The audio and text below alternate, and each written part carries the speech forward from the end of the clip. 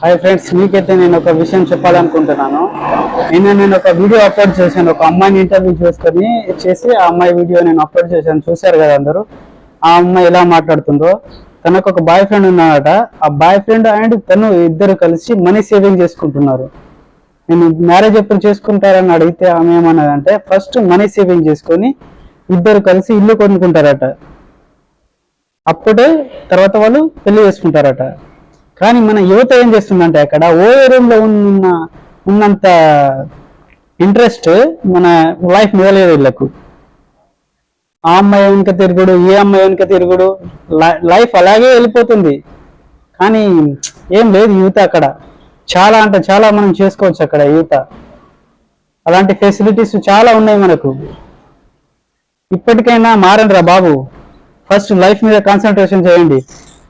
ఆ వీడియో చూడకపోతే నా ఛానల్లో వెళ్ళి ఒకసారి వీడియో చూడండి, మీకు బుద్ధి వస్తుంది.